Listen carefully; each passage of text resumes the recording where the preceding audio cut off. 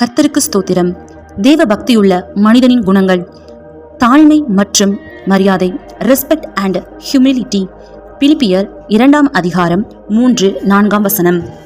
மனத்தாழ்மையினாலே ஒருவருக்கொருவர் தங்களின் மேன்மை உள்ளவர்களாக எண்ண கடவீர்கள்.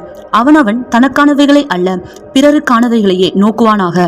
ஆம் தேவ பிள்ளைகளே, நம்முடைய வாழ்க்கையில மற்றவர்களை மரியாதையோடு நடத்த வேண்டும்.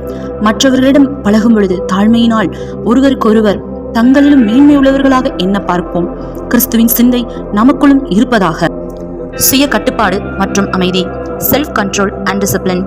நீதிமொழிகள் 16 அதிகாரம் 32 வசனம். பலவானை பார்க்கிலும் நீடிய சாந்தமுள்ளவன் உத்தமன், பட்டணத்தை பிடிக்கிறவனை பார்க்கிலும் தன் மனதை அடக்குகிறவன் உத்தமன். தேவ பக்தியுள்ள மனிதன் தன் மனதை அடக்குகிறான். அது மட்டுமில்ல, தன்னுடைய காரியங்களில் கட்டுப்பாடு கொண்டவனாகவும் இருக்கிறான். சுய கட்டுப்பாடு மிக மிக தேவ பக்தியுள்ள மனுஷனுக்கு அவசியமாய் காணப்படுகிறது. கருணை மற்றும் இரக்கம், கைண்ட்னஸ் அண்ட் கம்பேஷன். எபேசியர் 4 அதிகாரம் 32 வசனம். ஒருவருக்கொருவர் தயவாகவும் மன உருக்கமாயும் இருந்து, கிறிஸ்துவுக்குள் தேவன் உங்களுக்கு மன்னித்தது போல நீங்களும் ஒருவருக்கொருவர் மன்னியுங்கள்.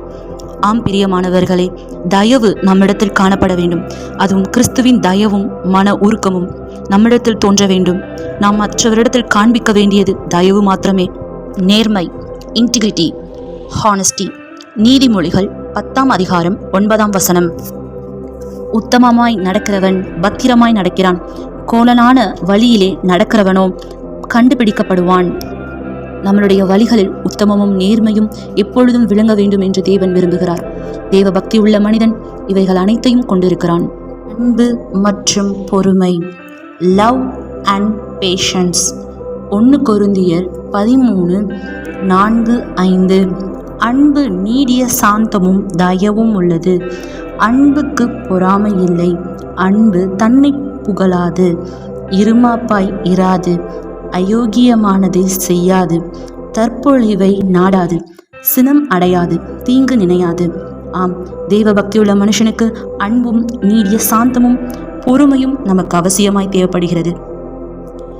பொறுப்பு மற்றும் வழிநடத்துதல், ரெஸ்பான்சிபிலிட்டி அண்ட் லீடர்ஷிப்.